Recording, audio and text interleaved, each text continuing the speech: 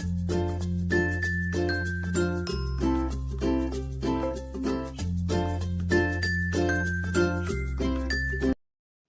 Everyone, easy physics by N K channel पर आप सभी बच्चों का एक बार पुनः स्वागत है। आज अपन पढ़ने वाले हैं आइंस्टीन का प्रकाश विद्युत समीकरण। आने वाली बोर्ड परीक्षा की दृष्टि से ये प्रश्न इस चैप्टर का सबसे महत्वपूर्ण प्रश्नों में से है। देखिए, इस टॉपिक के बारे में अपन बेसिक फंडामेंटल्स पहले तैयार कर चुके हैं।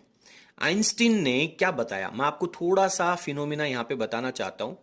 एक एग्जाम्पल अपन ने पढ़ा था कि मान लीजिए कि आप टोटल एनर्जी लेकर के आ रहे हो 6 रोटियों के बराबर, यानी फोटोन जो है, फोटोन अवधारणा अपन ने पढ़ ली। फोटोन क्या है? सूर्य से आने वाला जो प्रकाश है वो छोटे छोटे बंडल के रूप में होता है, पैकेट के रूप में होता है। ठीक है, तो यदि आप 6 रोटियों के बराबर एनर्जी लेकर के आ रहे हो तो आइंस्टीन ये कहता है कि वो 6 रोटियों की एनर्जी पूरे के पूरे एक ही इलेक्ट्रॉन को मिलेगी। ऐसा नहीं है कि उस धातु की सरफेस के जो बाकी इलेक्ट्रॉन हैं वो उन 6 रोटियों में से आधी आधी एनर्जी या थोड़ी बहुत एनर्जी डिस्ट्रीब्यूट कर लेंगे, बांट लेंगे, ऐसा नहीं है। आइंस्टीन का यह सिद्धांत कहता है कि एक फोटोन की जितनी एनर्जी है वो टोटल की टोटल एनर्जी एक ही इलेक्ट्रॉन को मिलेगी। और एक फोटोन की एनर्जी कितनी मानी आपने? 6 रोटियों के बराबर। बात समझ में आ रही है? और धातु की सतह का जो मुक्त इलेक्ट्रॉन जो टोटल 6 रोटियों की एनर्जी लेगा, वो उस एनर्जी को 2 भागों में काम में लेगा, 2 कार्यों में लेगा। पहली, उस एनर्जी का कुछ हिस्सा धातु की सतह से बाहर निकलने के काम में लेगा, जिसे अपन कार्यफलन कहते हैं। जैसे मैंने आपसे कहा था कि एक व्यक्ति है जो चारपाई पे सोया हुआ है, एक इलेक्ट्रॉन है जो धातु की सरफेस के ऊपर है, उसे मुक्त करने के लिए, धातु की सतह से बाहर निकालने के लिए जो कार्यफलन है, मान लीजिए वो 2 रोटियों के बराबर है। लेकिन उस इलेक्ट्रॉन ने कितनी रोटियां खाई? क्योंकि कंडीशन ये है कि पूरी की पूरी 6 की 6 रोटियां उसे खानी पड़ेंगी भाई। तो बाकी की बची हुई 4 रोटियां जो हैं वो उसको दौड़ाने के काम में आएंगी, वो उसे गति प्रदान करेगी, उसे गतिशील बना देगी। तो आइंस्टीन कहता है कि फोटोन की जितनी एनर्जी है वो पूरी की पूरी एक इलेक्ट्रॉन को मिलेगी, और एक इलेक्ट्रॉन है वो उस टोटल एनर्जी को 2 हिस्सों में डिवाइड करेगा। एक हिस्सा कार्यफलन के रूप में धातु की सतह से बाहर निकालने के लिए, और बाकी बची हुई जो एनर्जी है वो गतिज ऊर्जा प्रदान करने के काम में लेगा। केवल इतना सा ही कॉन्सेप्ट है आइंस्टीन का प्रकाश विद्युत समीकरण। अब अपने को इसको सबसे पहले पैराग्राफ के रूप में लिखना है, फिर उसको मैथमेटिकल फॉर्मेट में डालेंगे तो वो एक समीकरण बन जाएगा। क्लियर है? चलिए फटाफट मैं इसका कॉन्सेप्ट है वो लिख देता हूं, उसके बाद में अपन डिस्कशन करते हैं।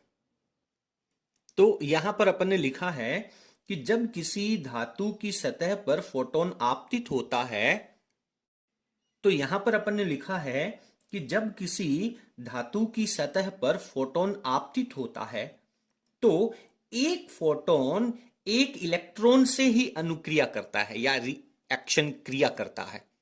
क्या मतलब हुआ कि फोटोन जितनी एनर्जी लेकर के आएगा वो पूरी की पूरी एनर्जी केवल एक ही इलेक्ट्रॉन को देगा। मैंने यहां पे आगे लिखा है, अर्थात उस फोटोन की संपूर्ण ऊर्जा एक इलेक्ट्रॉन के द्वारा ही ग्रहण की जाएगी। यानी वो फोटोन है, उसकी जितनी भी एनर्जी होगी वो एक ही इलेक्ट्रॉन ग्रहण करेगा। ये इसका सबसे बेसिक फंडामेंटल पॉइंट है। फिर क्या होगा? वो जो एनर्जी जो इलेक्ट्रॉन ग्रहण कर रहा है, जिसे वह इलेक्ट्रॉन 2 रूपों में उपयोग करता है, 2 भागों में काम में लेता है। कौन कौन से भाग में? पहला काम, जो मुक्त इलेक्ट्रॉन है, धातु की सतह का जो मुक्त इलेक्ट्रॉन है, वो मुक्त इलेक्ट्रॉन को धातु की सतह से बाहर निकालने के लिए आवश्यक कार्य फलन के रूप में, यानी उस व्यक्ति को चारपाई से केवल उठाने के रूप में, गति नहीं करवाना है।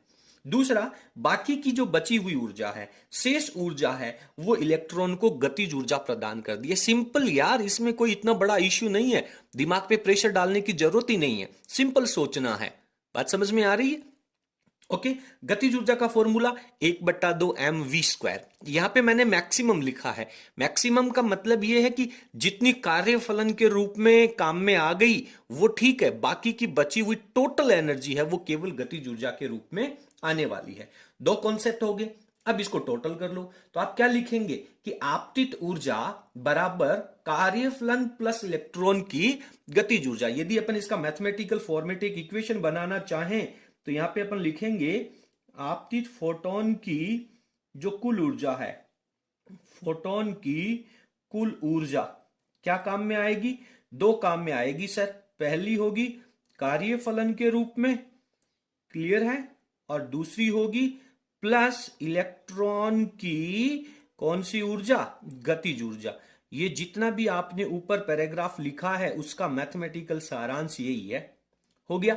फोटोन की एनर्जी को किससे लिखते हो? सर फोटोन की एनर्जी पिछले वीडियो में जहां पे अपन ने फोटोन की अवधारणा पढ़ी है, यदि आप लोगों ने नहीं पढ़ी है तो उसका लिंक आपको नीचे डिस्क्रिप्शन में मिल जाएगा, पहले उसे आप क्लियर कर ले।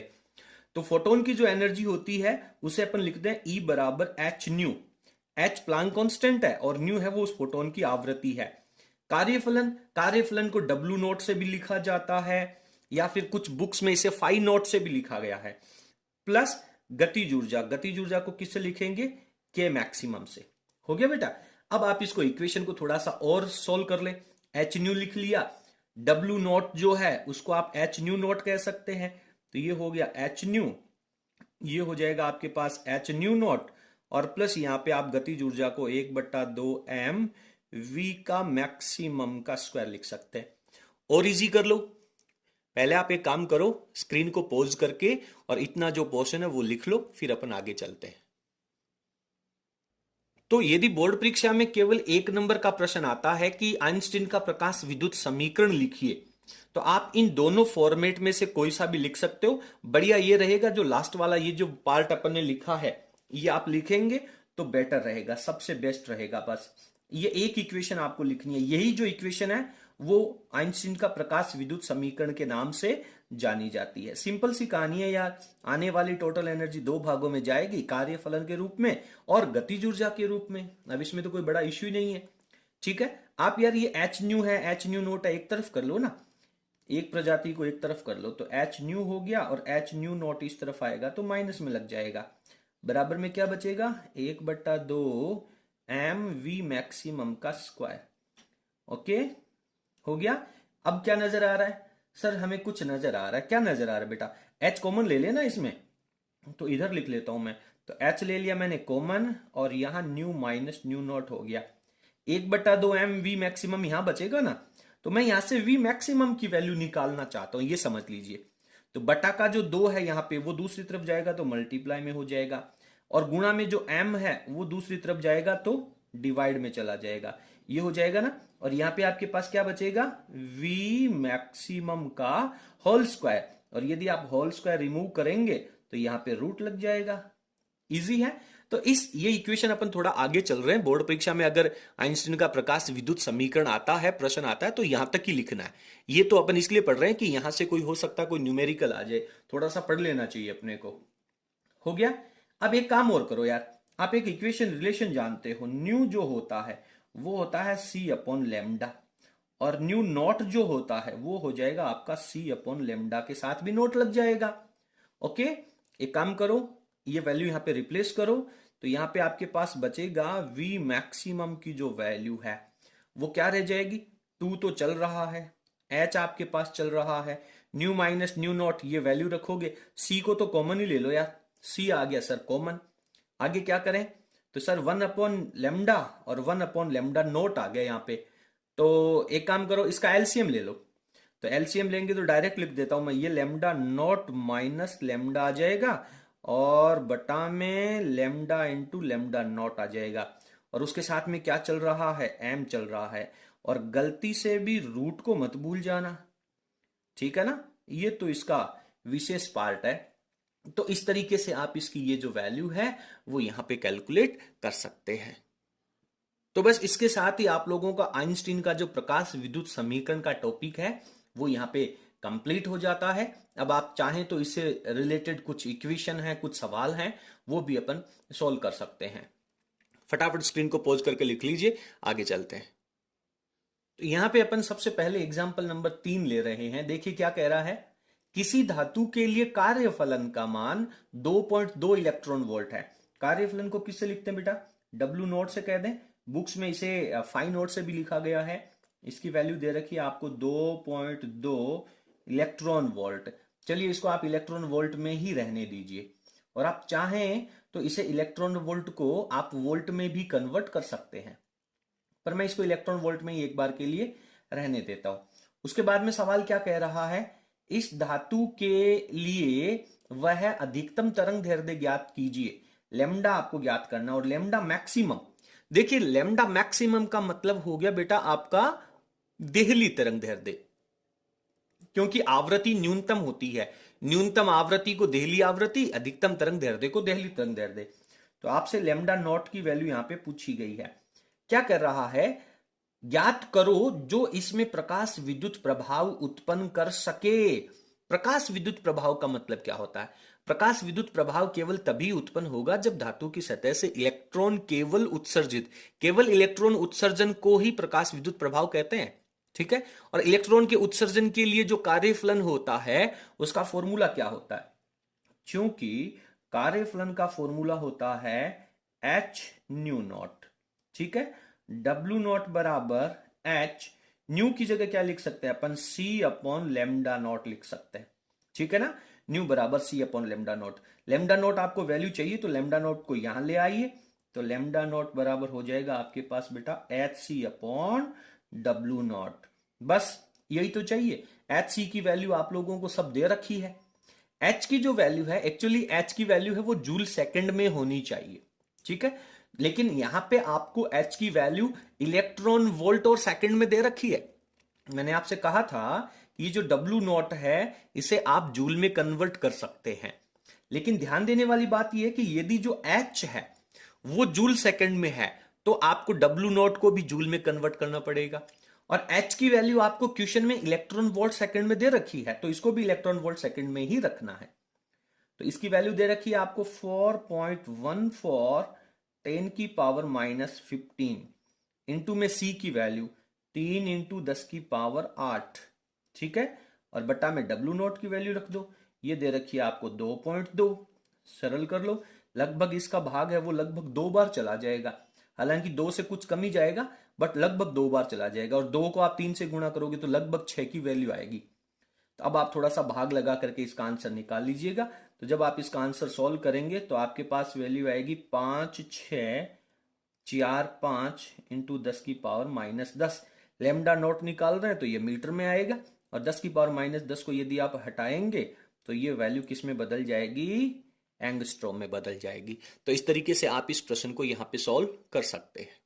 उम्मीद करता हूं कि आपको ये पूरा प्रश्न समझ में आया होगा। अगले प्रश्न पे चलते हैं।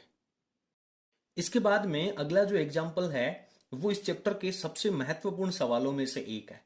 देखिए क्या कह रहा है, प्रकाश विद्युत प्रभाव के किसी प्रयोग में 200 नैनोमीटर का प्रकाश, यानी लैम्डा की वैल्यू आपको दे रखी है 200 नैनोमीटर। ठीक है, तो इसको आप मीटर में कन्वर्ट कर लीजिए, 200 तो रहेगा, 10 की पावर -9 मीटर लग जाएगा। 200 नैनोमीटर का प्रकाश है वो लिथियम धातु के ऊपर, और उस लिथियम धातु का जो डब्ल्यू नॉट है, कार्य फलन है, वो आपको 2.5 इलेक्ट्रॉन वोल्ट दे रखा है। इसके ऊपर आपतित होता है, ज्ञात कीजिए। क्या ज्ञात करना है, पहला पार्ट ये कह रहा है कि प्रकाशित इलेक्ट्रॉन की अधिकतम गतिज ऊर्जा इलेक्ट्रॉन वोल्ट में ज्ञात कीजिए, यानी आपको के मैक्सिमम ज्ञात करनी है।